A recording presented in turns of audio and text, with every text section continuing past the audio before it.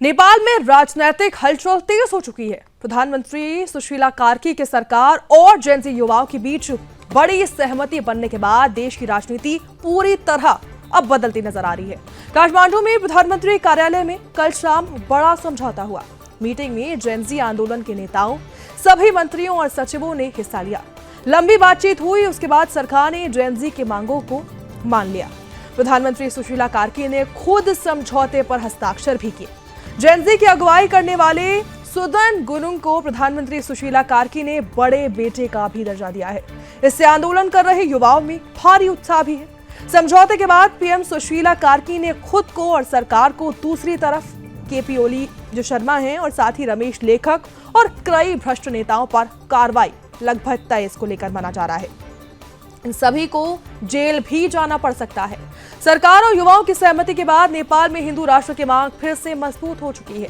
इससे देश में तीसरा जन आंदोलन का भी दर्जा दिया जा रहा है। सभी बलिदानी परिवारों को साथ में सम्मान भी दिया जाएगा।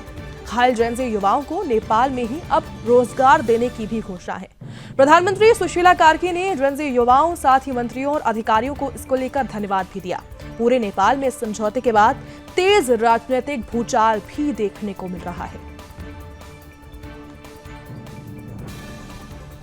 तो देखिए, नेपाल में फिर से अब भूचाल देखने को मिल रहा है, क्योंकि समझौतों पर हस्ताक्षर हो चुके हैं। जेनजी के समझौतों पर हस्ताक्षर देखने को मिले हैं।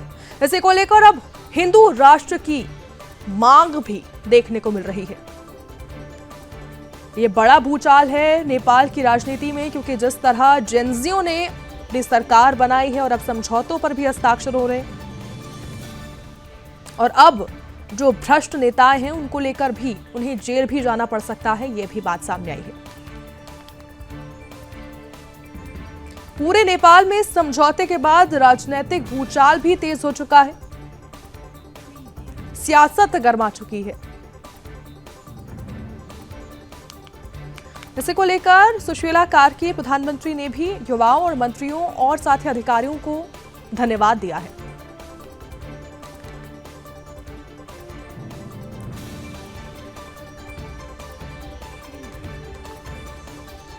तो हिंदू राष्ट्र की अब राह खुल चुकी है। नेपाल में हिंदू राष्ट्र की मांग उजागर हो चुकी है और राजनीति में एक बड़ा भूचाल अब देखने को मिला है। तो क्या भी कह सकते हैं, हिंदू राष्ट्र का रास्ता साफ हो चुका है,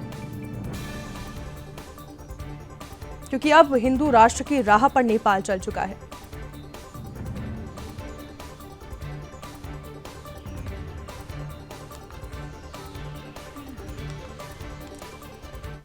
तो इस खबर पर ज्यादा जानकारी के साथ हमारे संवाददाता सुबोध हमारे साथ जुड़ चुके हैं, उनसे जानकारी लेंगे। सुबोध, जिस तरह से हस्ताक्षर हुए हैं, सबसे पहले मैं ये जानना चाहूंगी और हमारे दर्शक भी जानना चाहेंगे कि किन मांगों पर आखिर हस्ताक्षर हो चुके हैं।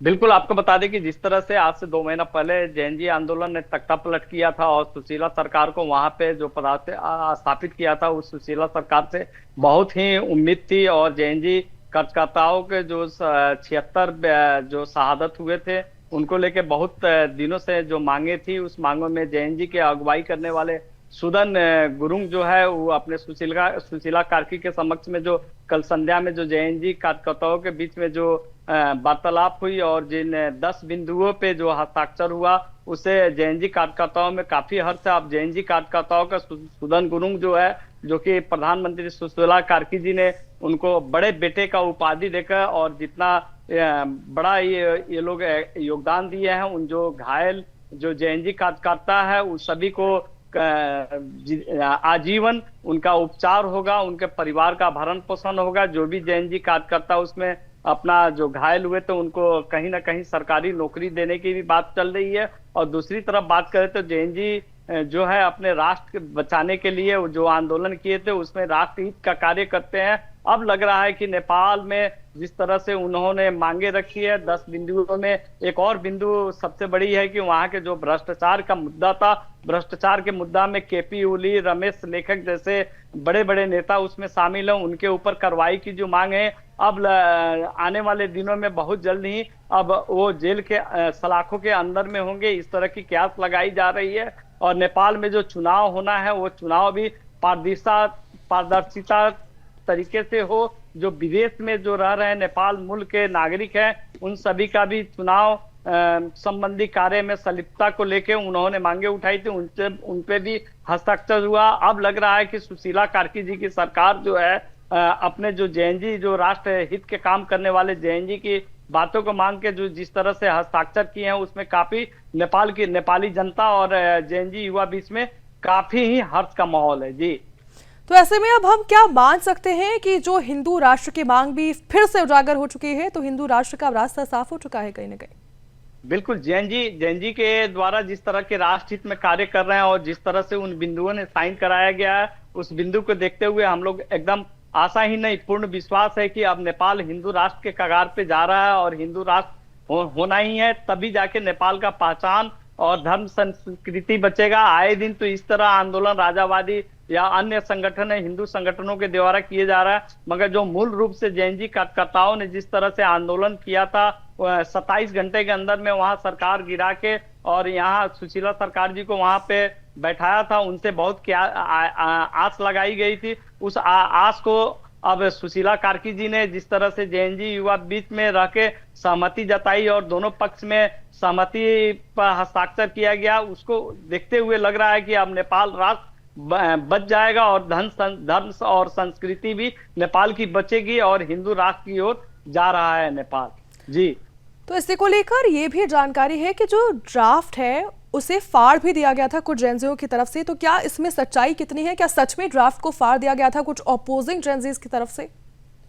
बिल्कुल, आपको बता दें कि उसमें दो से तीन जेएनजी समुदाय के बीच में बैठा गया था। उस बैठक में तो शुरू में जो बातें थी, जो उनका अपना तरह तरह का जो अपना विज्ञप्ति दिए हुए थे, उस पर सहमति नहीं बांध पाई थी। थोड़ा देर के लिए उसको फाड़ के फेंक दिया गया था, फिर बाद में तीनों सभी जेएनजी के द्वारा सहमति जता के उस पर हस्ताक्षर किया गया और सहमति जताई गई। उसको लेके अभी नेपाली जो राजनीतिक दल है उसमें बहुत ही भूचाल सा आ गया और अब कहीं ना कहीं लग रहा है कि नेपाल में जो भ्रष्टाचार किए हुए नेता लोग हैं वो जेल के सलाखों के अंदर जाएंगे, ये तो निश्चित ही दिख रहा है।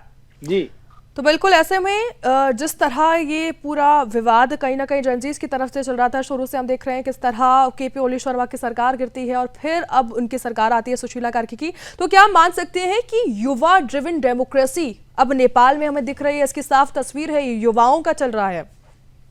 बिल्कुल, आपको बता दें कि सुशीला कार्की जी के द्वारा भी कल संबोधन में बताया गया है कि अब जेएनजी युवा पुस्ता ही नेपाल का भविष्य देख सकते हैं, वो भी आगे आए और चुनाव में पारदर्शिता के चुनाव में वो भी चुनाव लड़े और आगे बढ़े। और अब जेएनजी युवा पुस्ता के ही हाथ में भविष्य है नेपाल का, वो लोग आगे बढ़ चढ़कर काम करे और बढ़ चढ़कर हिस्सेदारी भी बनाए और नेपाल का उज्जवल भविष्य बनाने में ये जेएनजी युवा आगे बढ़े, इस तरह का उन्होंने धन्यवाद ज्ञापन भी किया है। तो ऐसे में देखिए, क्या अब ये कहा जा सकता है कि अब जेएनजी खुश हैं, अब जेएनजी कहीं ना कहीं सहमत है जो भी चीजें अभी नेपाल में हो रही हैं, क्योंकि तख्ता पलट के बाद जेएनजी में बहुत ज्यादा आक्रोश था, क्या अब जेएनजी खुश है, ठीक है?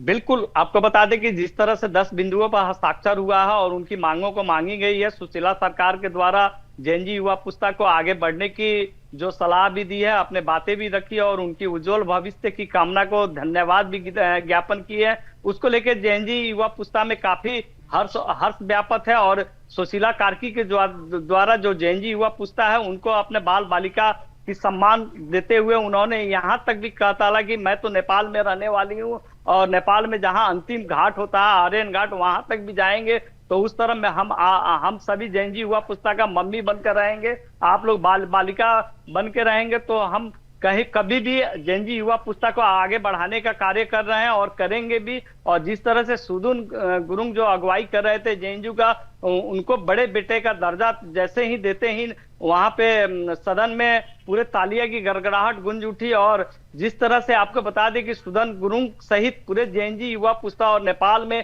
काफी हर्ष व्याप्त है। जी बिल्कुल, यही मैं आपसे इसी को लेकर सवाल पूछने वाली थी कि कितनी खुशी है, क्योंकि जिस तरह बड़े बेटे का दर्जा दिया गया है, जेएनजी खुश है?